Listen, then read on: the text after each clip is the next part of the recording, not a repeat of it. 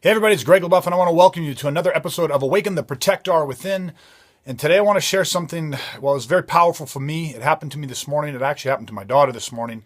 And I want to share this with you because, I can only call this or title this one, When Hope Becomes Inspiration. So the big question was this: what do good people do when a society's laws and institutions fail to keep them safe from aggression and violence? How do you get through a growing number of angry, hateful, aggressive people and still remain physically, mentally, and emotionally strong and positive? That was the question, and this podcast will give you the answer. My name is Greg LaBeouf, and welcome to Awaken, the protectR within. Okay, so I said that we had an experience this morning with my daughter and taking my daughter to school. And first, I'll just give you the whole backstory. We got up this morning and everybody's in a great mood. It's Friday. It's sunny. I don't know when you're listening to this, but for us, it's Friday morning. It's sunny. The kids are excited. The kids are happy. I'm happy. We're all having a great morning. We get ready. We get dressed. And every morning in my house, my daughter asks me what the weather's going to be because she wants to decide what outfit she should wear. And she's a bit of a fashionista that way. Gets it from her mom. And anyways, so it's cloudy, it's foggy this morning, but it's going to be sunny by 11 and just a beautiful day. It's going to be plus 20 degrees Celsius.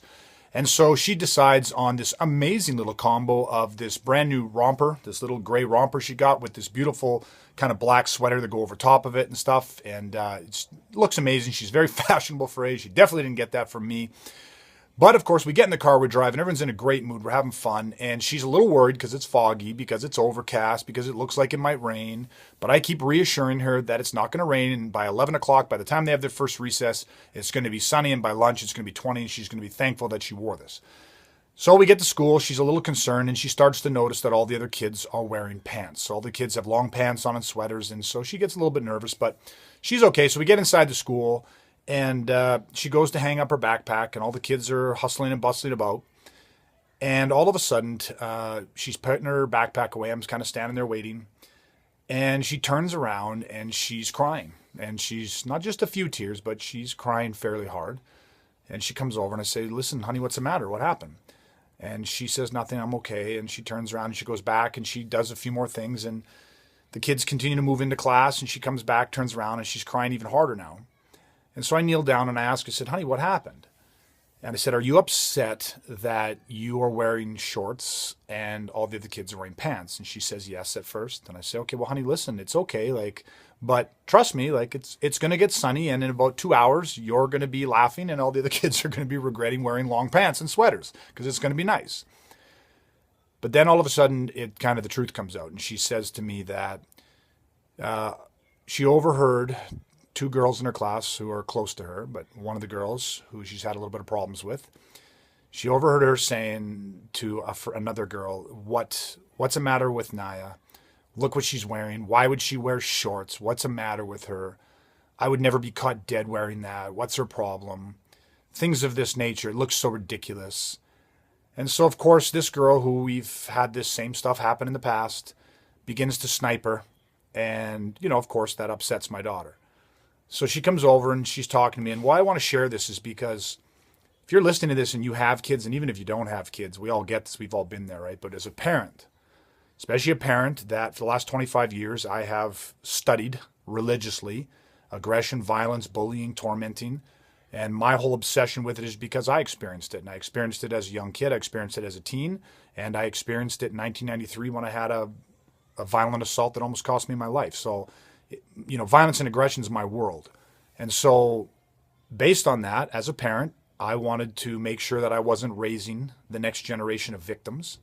I believe that I was set up to fail, not through any fault of anyone's consciously, but as a society and the things that were passed down to me from my parents and different things set me up to fail. It puts us on the X.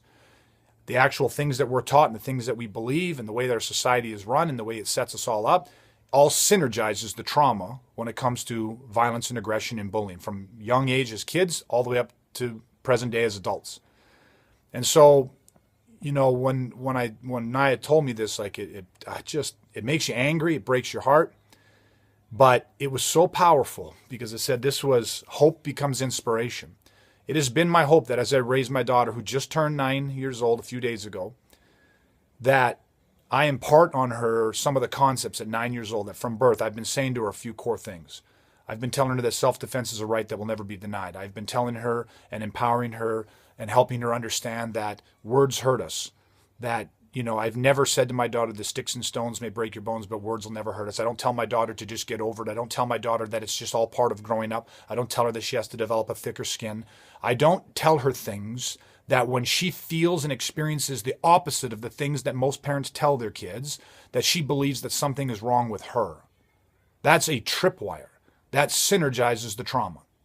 So I have been working my hardest, my wife and I, to raise her to understand that words have power, that words can hurt us, that when we have conflict with other people, when other people don't like us, when other people don't treat us right, when other people do all these things, that your body actually has a survival mechanism and that your body is going to have a reaction to that. You're going to feel X, Y, and Z. You're going to think X, Y, and Z. And that these thoughts and that these feelings, they are normal. And that once you understand that they are normal, that I can share with you. Unfortunately, I can't stop people from targeting you. I can't stop people from saying mean things and from people being jealous and treating you and doing all these different things. But what I can do is I can teach you that how your body responds to all of that stuff is normal. And I can sure as hell teach you how to regulate those responses. And so that is a hope.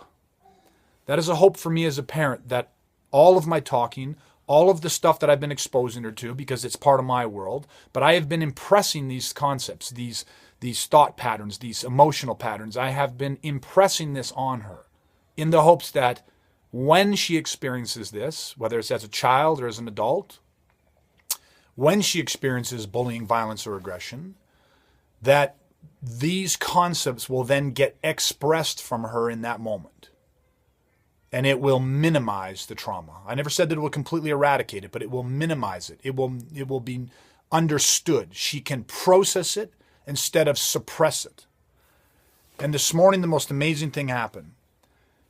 Although my daughter was in tears, and although what that girl said, and of course, using social aggression, she didn't say it to her. She went to her peer group. And unfortunately, girls at a young age, this is how social aggression tends to work in their circles, but they will go to the peer group and try to turn others against you. That is the way that it operates on one of the levels. So she overheard her saying this, and although it hurt her feelings, and although she had her body's reaction to that, and she felt all of the different emotions, and of course at that moment that she's feeling those emotions and thinking those thoughts, her biochemistry started to change. But in that moment, when she came to me, she was upset, but I saw something so powerful, so inspiring, because her emotional anguish, the hurt, was on the surface. I could see in her physiology at first, I could see the physiology begin to change, and I could see the hurt sinking in deeper. But then all of a sudden something happened. And I went to try to explain, I went to try to reassure her, I went to try to help her accept what had happened, not to fix it, but to accept it. But I didn't have to. She stopped and she went from crying fairly hard, and all of a sudden her crying virtually stopped. She had tears in her eyes still. And she said, "Dad, you know what? I try really hard with her. I've tried many times with her. But she just doesn't want to be my friend. And I'm tired. I'm tired because I don't deserve to be treated this way." And it was so inspiring. And she said, "But you know what? I will continue to treat her with respect. But I'm going to go into that classroom and I'm going to tell her that I overheard what she said and that I want her to stop saying things behind her back because it hurts her feelings." She said, "I'm going to tell her that I want her to stop saying things behind my back because it hurts my feelings." And in this moment, I could see a strength building in her. And the strength was this. Let me try to explain this. I don't know if I can do this justice, but the strength wasn't anger. The strength wasn't connected to her wanting to go in there and confront this other girl. It was her seeing it for what it was. It was her wanting to acknowledge and go to that girl and say, "Listen, I heard this and I won't tolerate this."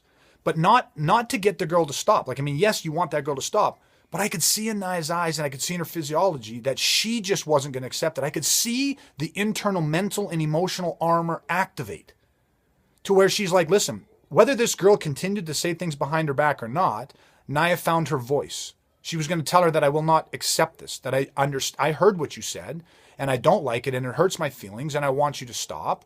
But I could see in her this armor that even if that girl didn't stop, Naya was okay.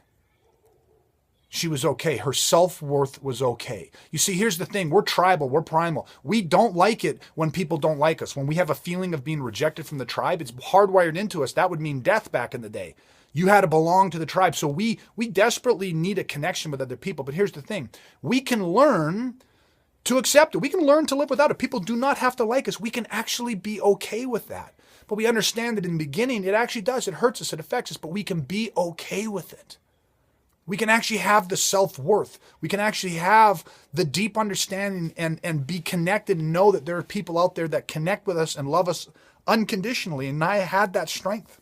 And she found it on her own, but it was so amazing because all the stuff that we were impressing on her that you hope as a parent, because you don't know if it's going to resonate the same way. You don't know if they're going to get the full meanings or what experiences they're going to have before they learn those lessons. We all have to fall. We all have to struggle. We all have to suffer. And as a parent, one of my greatest fears was, again, I'm trying not to put my fears onto my daughter, but I lived through that bullying. So of course, in my mind, I'm looking for that. I'm almost expecting the bullying to come for her one day. And I've tried hard to not impress my expectations on her. I think I'm doing a pretty good job, I hope. But I have, of course, been very diligent in not raising a generation of victims and giving her the skill sets by saying the things to her that were never said to me.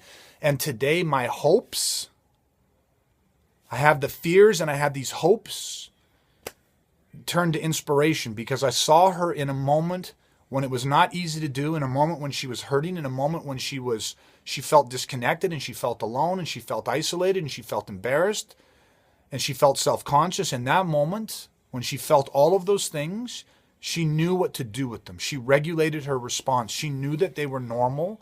And I saw a change in her, and I saw her armor up, and I saw her express.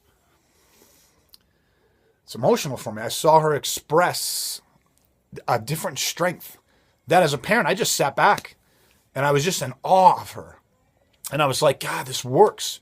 And so it not only inspires me to want to share this with you, it inspired me that it works. I mean, it's worked for me, but it's like, this works. We must surround our young kids, our young boys and our young girls. We must surround them with the right information so we're not raising a generation of victims. We must surround them with the knowledge so that they understand what normal truly is, the normal reactions and the normal responses your bodies are going to have. We must teach them that they have that self-worth, because in that moment when they're under pressure, the moments when they have no reason to find a strength, when everything around them that they're seeing, feeling, and experiencing tells them that they should be afraid, that they should be embarrassed, that they should be humiliated, that tells them that they're different and that they're an outcast. In those moments when there's no reason to feel strong and to feel self-assured and to feel passionate and to feel all of these things, that armor kicks in and that it changes for them, and they express what we call the virtues of the protectR. My daughter showed me this morning something that I try to live every day. I still work constantly for myself. That is my purpose on this planet, to share with other people. But she showed me the R's, the 5 R's of the protectR. She showed me a resilience. The human spirit is a hard thing to kill. The human spirit has a power to it, man. It has just a resiliency to it. But we have got to know that, so that in times when there's no reason, when we're hurting, we can just know that, listen, I'm resilient. Deep within me, there is a resiliency, and I saw that in her today. The relentlessness in her. There's a hope. This hope, like she said, Dad, I've tried so much, and it wasn't like she was going to stop trying. There's a resilience. She has this hope that she can connect with this girl. She had this hope that things can change and things will be better. She's just, this relentlessness is in her that she was. And then, she walked in and said, it's okay, Dad, I'm going to be okay. And she walked in with a different strength. Like there's a relentlessness to this. Instead of hiding from it, she was relentless. The next R is, she's ready.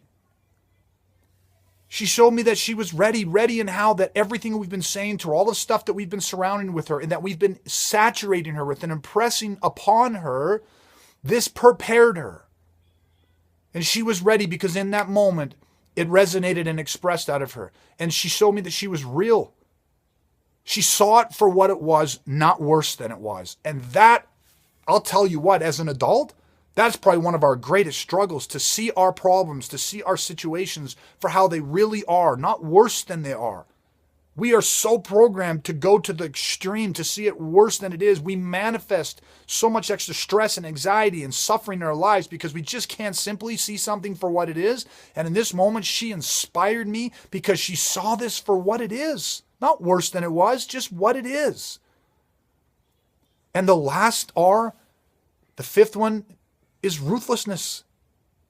And ruthless, be very clear. What I mean when I say ruthless is that I saw in her a zero tolerance, a passionate zero tolerance for accepting anybody treating her or anyone else for less than what they deserve. That is how we have to be ruthless as protectRs.